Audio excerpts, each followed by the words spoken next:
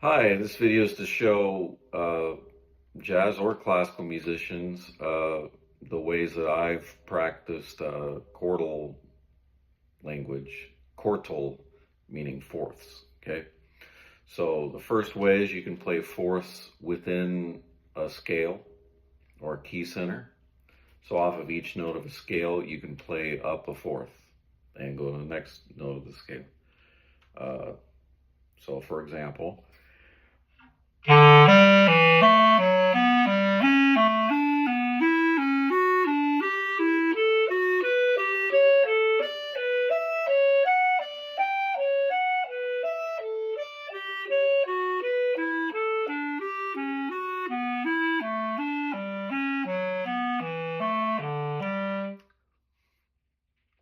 you could practice going down intervals. So in a sense, taking each of those pairs of notes and starting with the second note.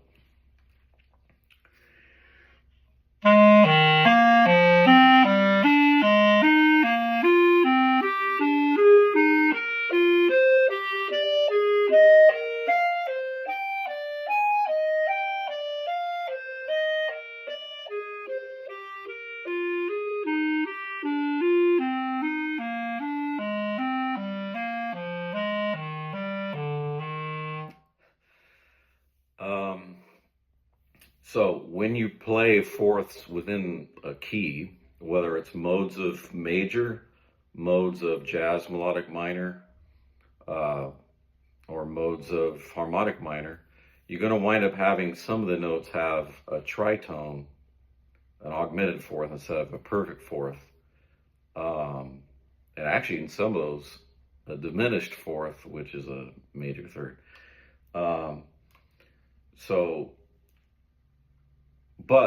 So that takes you out of the tritone or major third sound, takes you out of that chordal harmony sound that people like and use to play outside in jazz or for contemporary music, where it's all like, or mostly perfect fourth, perfect fifth language.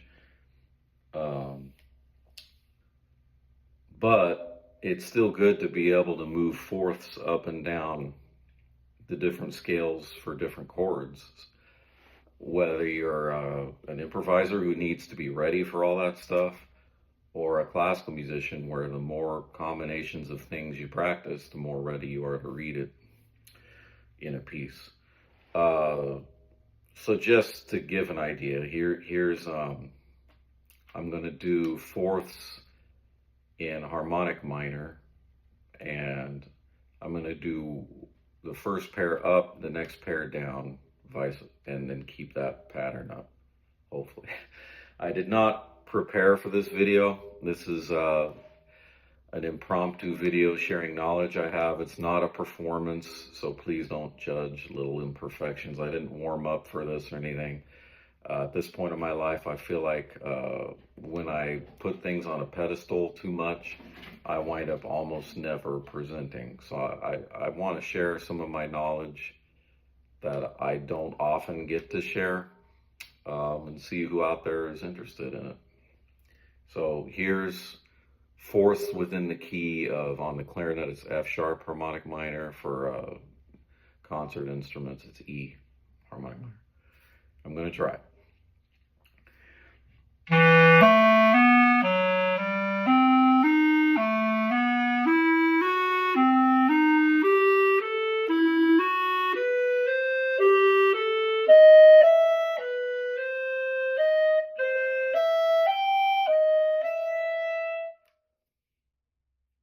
think that was right.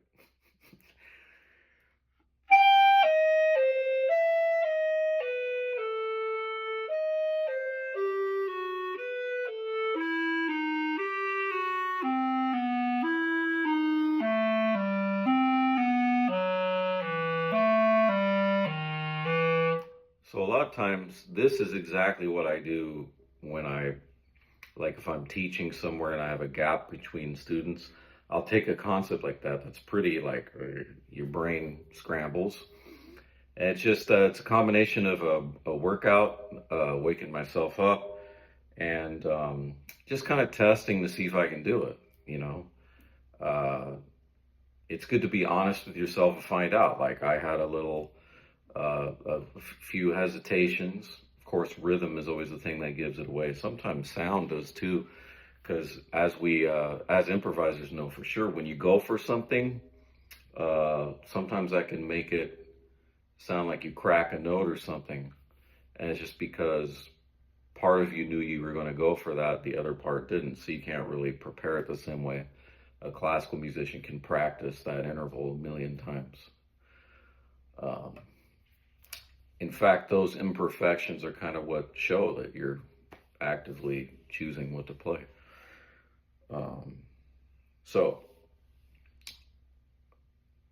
the next thing, another idea you can try is within a key center, instead of just doing one pair that's a fourth, do instead of doing a note and then 1/4 above it, do two, so it becomes 3 notes. So hard to put this into words. I think you'll see what I mean. So I'm in the key of concert F major, I guess. I'm just randomly, or I guess I'm going up, or chromatically each time. So.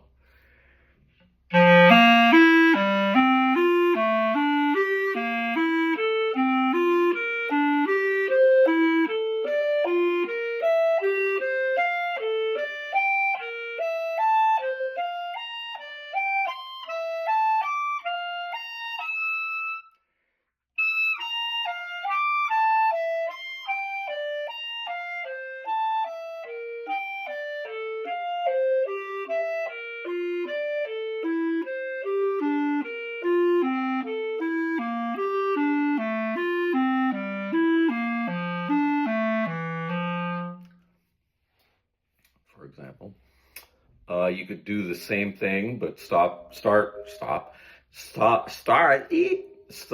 with the top note of each trio and go down.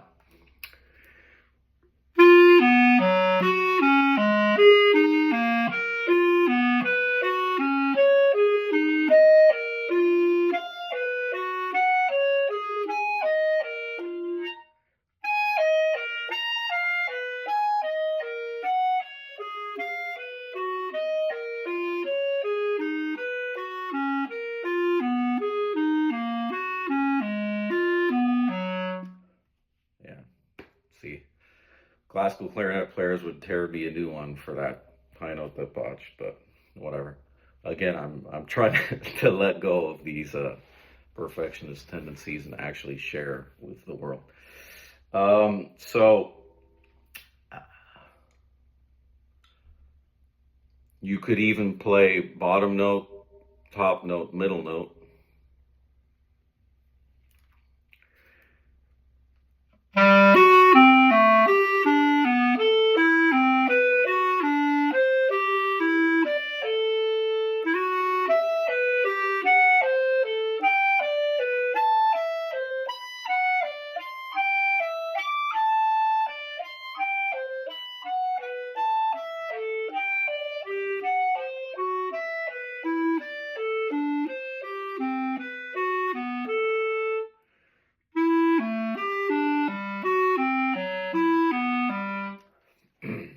You could do any combination of those, meaning with a 3-note thing, you can do different shapes from it. Just thinking top, middle, bottom. You could do top, bottom, middle, every combination, like permutations in math, which I'm not good at math, but I can do this with music. All this kind of like doing every combination, kind of trying it out, is all from Bergonzi. So he's a big influence on how I practice. Speaking of doing every combination, you can also do these with every rhythm, or any rhythm, I mean. Different articulations, you could tongue all the notes. So we could do, before I move on, you could even do 4 notes of fourths. So that's like chordal quartets in a key. So How about I'll go ascending, and I'll make it melodic minor. Here we go. Jazz melodic minor. So going down is the same. So just major with a flat third. There's no real good name for the scale, so that's what we call it. At least from what I've heard.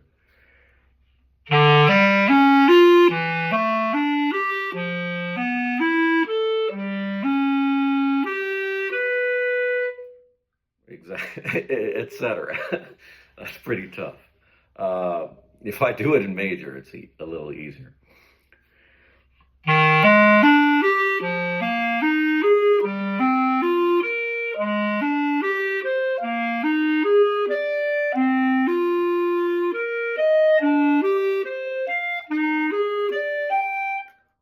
Okay.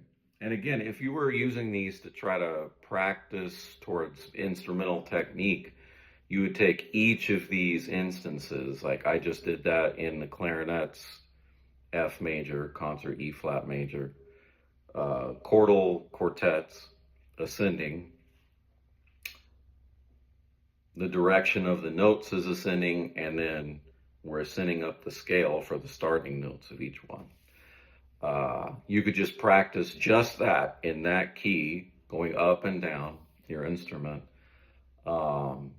at every tempo, right? That would be more towards, at the slower tempo, you're working on evenness, smoothness, whatever. And then at faster tempos, obviously you're working on being able to play fast, the idea of fast, and also on evenness of fast, especially if you use a metronome.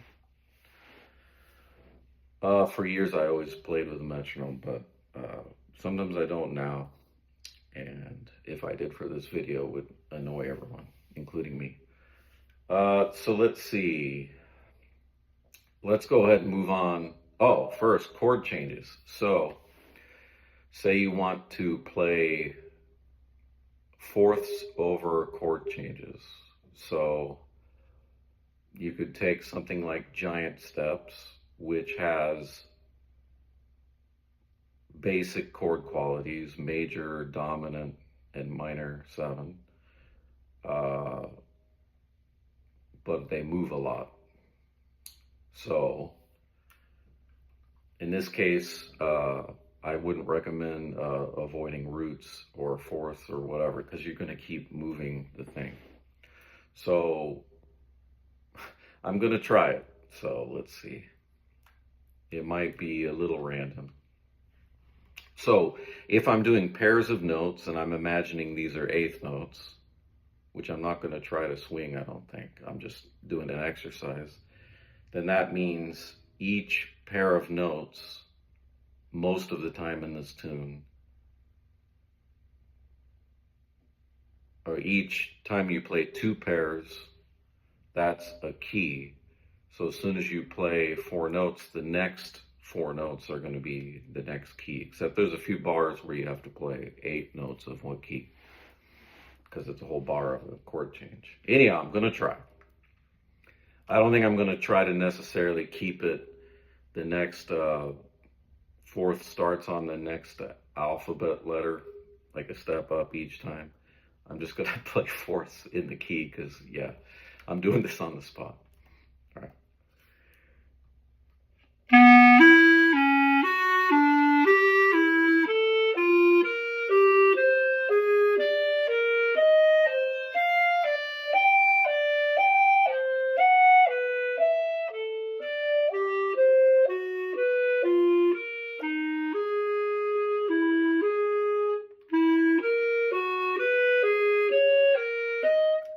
So obviously by myself, it's like impossible to keep track on that tune, but not impossible, but you know what I'm saying.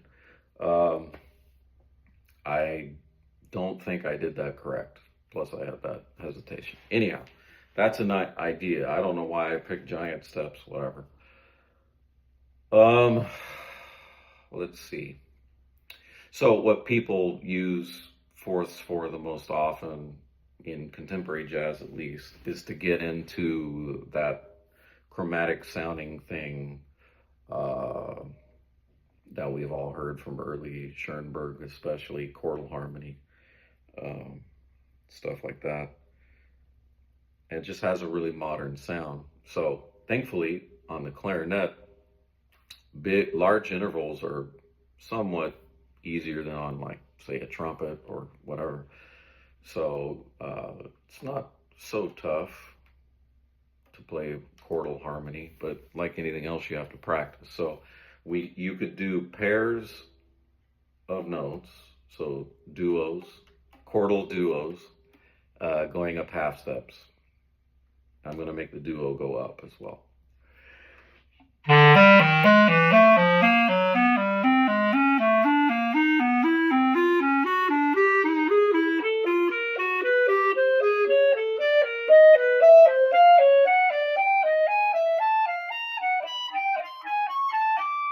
I'll stop there, and then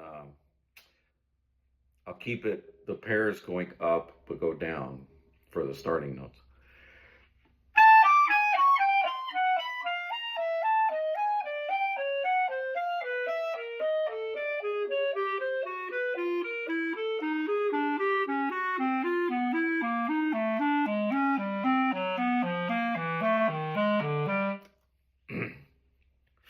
Now, I could take the same idea and have each pair going down while starting notes go up. So that'd be.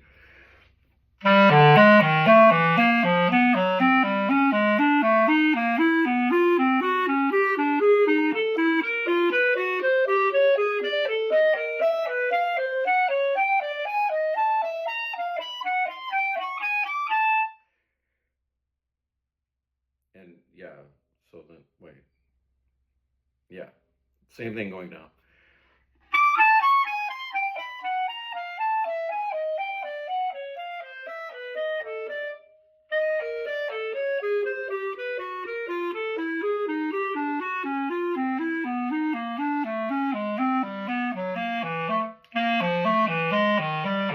So not perfect, right?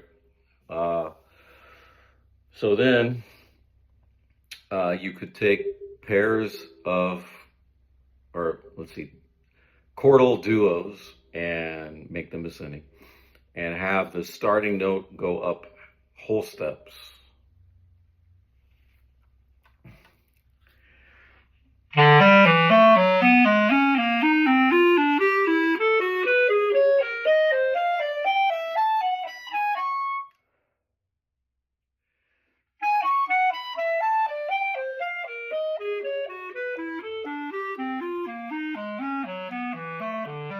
Now, in that case, you have to do it again up a half step, just like the whole tone scale.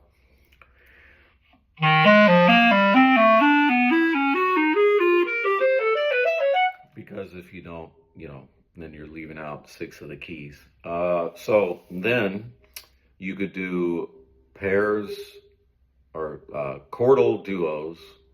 The wording doesn't matter. I'm just being silly. Chordal duos, but going up, I guess. And the starting note is going to be a minor third up. Now, when you do this, you're basically practicing diminished scale, because these notes, like when you do each up and down your instrument in the sequence, each of those is within, all the notes in it are within a diminished scale.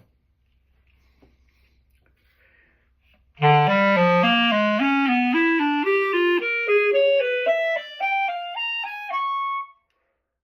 then how about on the way down, I'll make them go down as well.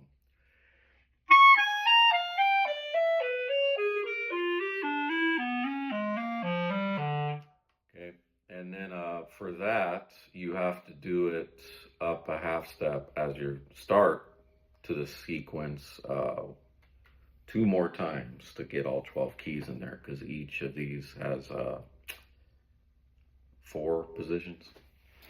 That's why Messiaen called the scales modes of limited transposition, which makes it sound limited in a bad way, but for practicing, it's awesome, because in these it's limited, which means you don't have to practice as many transpositions of your idea to have covered in every key. So if I take that same thing I just played and play it up a half step, what was I doing? Oh, yeah, okay.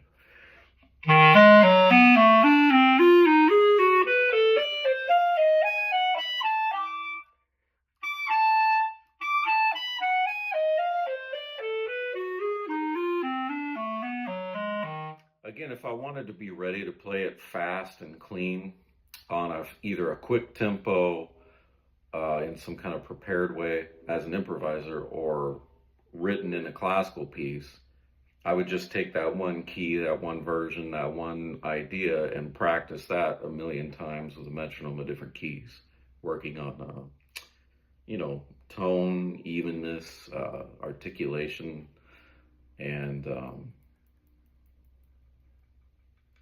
evenness of tone and evenness of rhythm. All right, so that was up minor thirds. You can do up major thirds. So now you have, oh, by the way, I didn't do with those pair of notes going up minor thirds. You could also have each pair start from the top note. So that would be.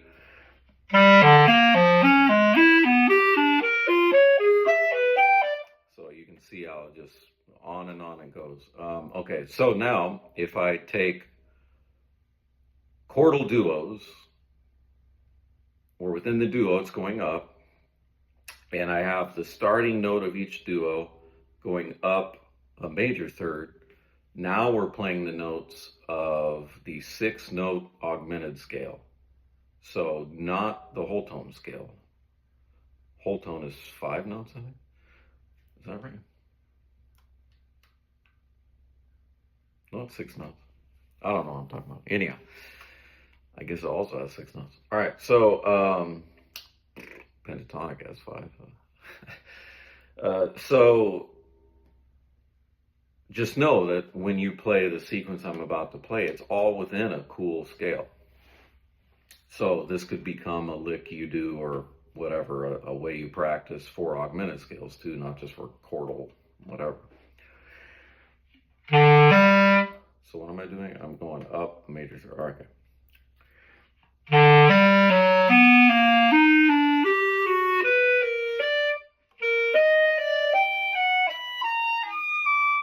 Okay. So up a half step, that would be up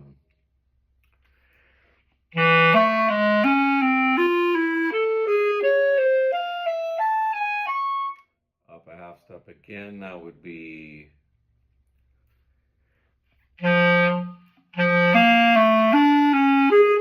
wait, did I just do that one? No, I'm playing tricks with myself. All right, anyhow, so that's the idea.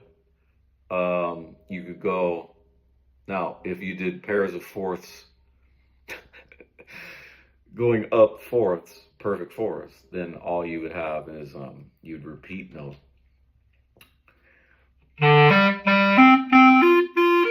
Right. So you could have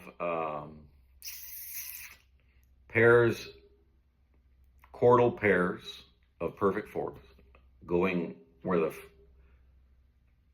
the start of each pair is up a tritone. This becomes a very unique thing you could play over a diminished scale stuff. So let's see. I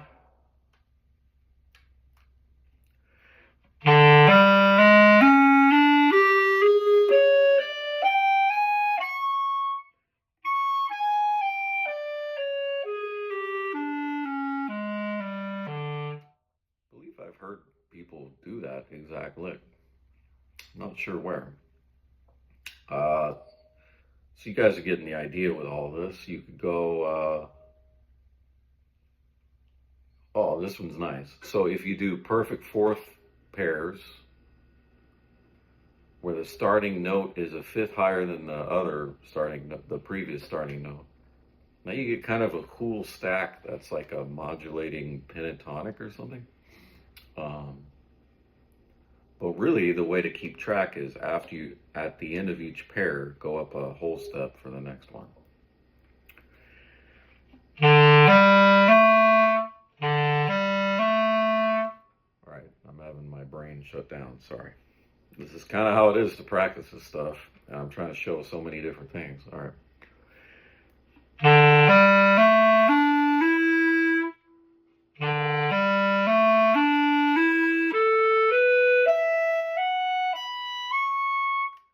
Okay. What would it be like to go down? Let's see.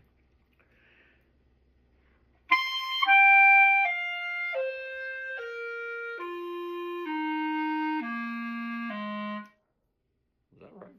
All right. So, yeah, obviously, I just realized why was I trying to play every example at similar tempos? Anyhow, uh, let's see. You could do pairs of fourths going up, minor sixths, and so on.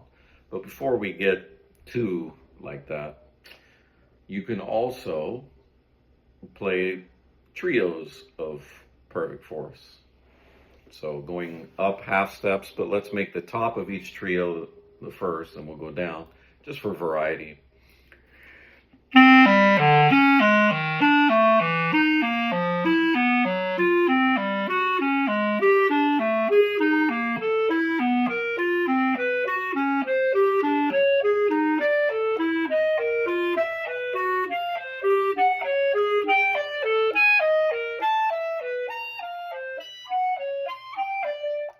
Okay, how about on the way chromatically down, I'll do bottom, top, middle.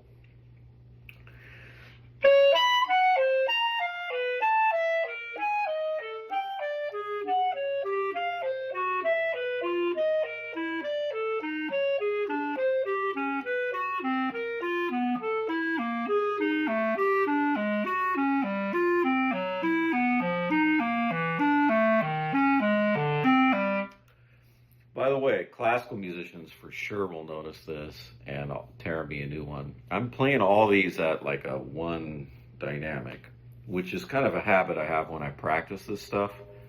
And it can be a habit on jazz clarinet too, because you're so used to just like, okay, I gotta play whatever I can pump out because drummers are always too loud and the microphones are never in the right position. So yeah, I'm not using dynamics right now.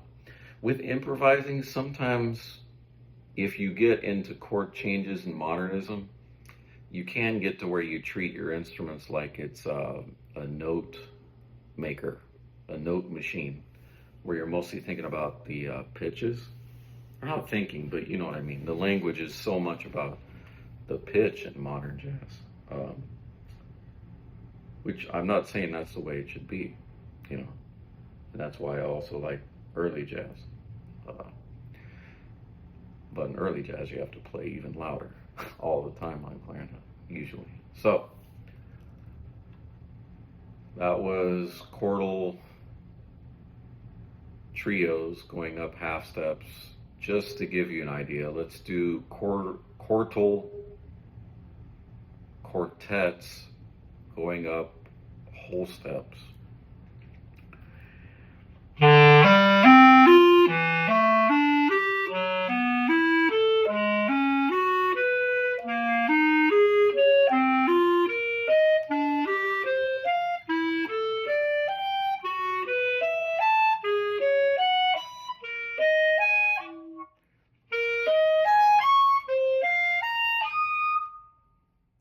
wasn't paying attention at that high note.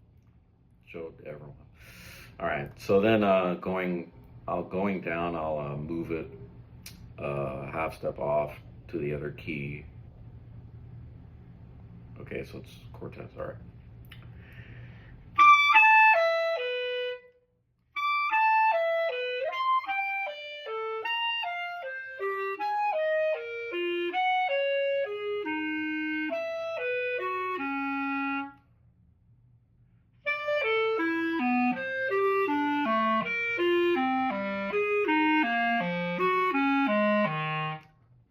Okay. Now with all those, you can, well, first of all, let's do some other things. How about a trio, a chordal trio, going up minor thirds. Now the interesting thing here is because I'm using perfect fourths, modulating up minor thirds, because the three first notes don't fit into a diminished scale, none of this modulation will fit into a diminished scale.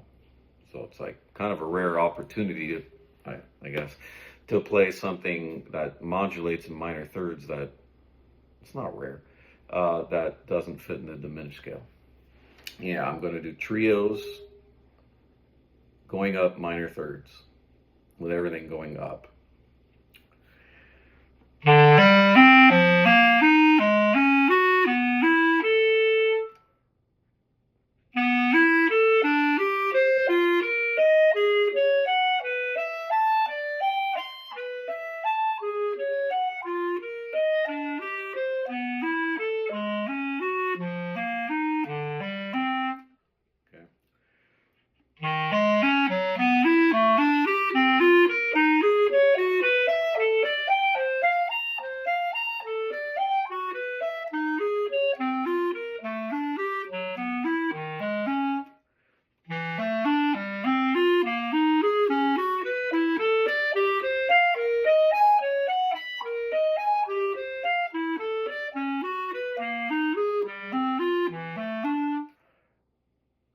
That's all the transpositions of that. Now, by the way, woodwind players especially are always encouraged to practice these kind of patterns, or whatever you want to call them, all up and down the range of your instrument. For me lately, I haven't been going as high as I used to, at least not with the working register, unless I have to pump out with a loud band and I do a different mouthpiece and everything. But actually, when you're improvising, if you keep going up and down the whole range of your instrument, not only is it more challenging, but it's also limited. You're going up, down, up, down, up, down. In fact, woodwind jazz solos often feature that work, you know. So you might want to just, if you're playing like trios of fourths, say within a key center or not, you might want to just move them around a little bit within a certain range instead of going up, down, you know. So how about I do it within a key?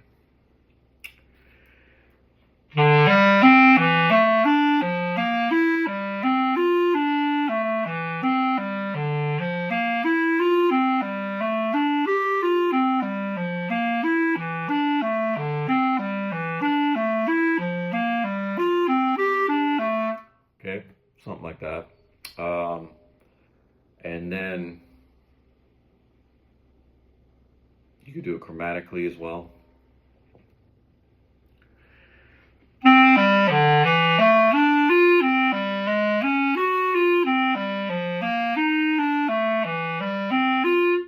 Okay, or how about I do in key centers? I guess I'll imagine confirmation, and I'll do pairs of fourths.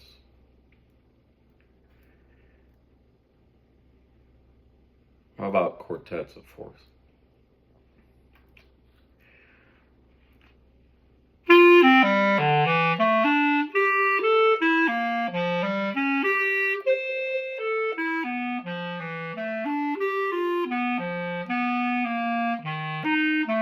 Okay, so it's not perfect, but I'm just trying to throw out ideas. Again, this is about me showing ideas, not about me showing that I mastered some stuff or look how fancy and perfect.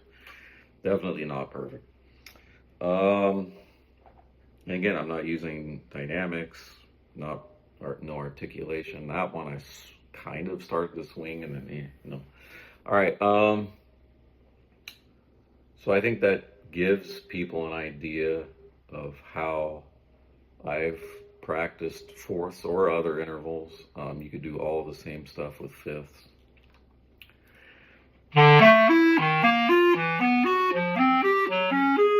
So that's up half steps and trios. You could do up seconds in quartets.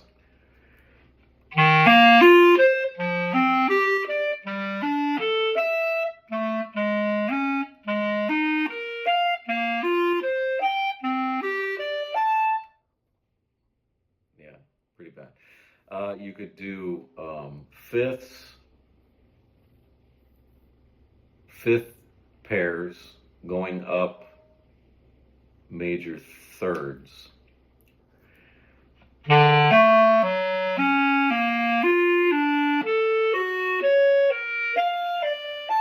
Which is actually the augmented scale again. By the way, Messiaen skips over that, the 6-note augmented scale, and goes straight to the 9-note augmented scale. The augmented scale is the notes you get if you have B augmented triad over C augmented triad.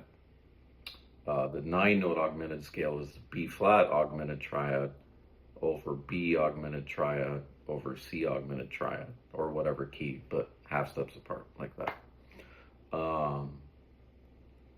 Yeah.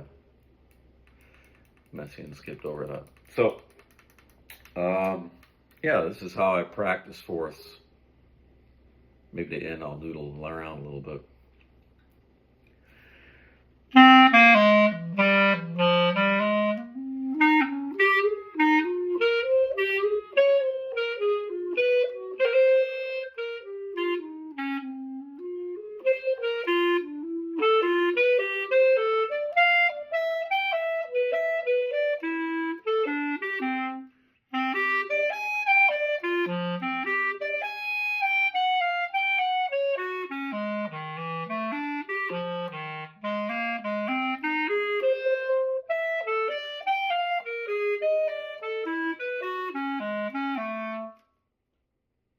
All right, thanks for watching if you did. I think I might make more of these informational videos, so if you liked it, like and subscribe.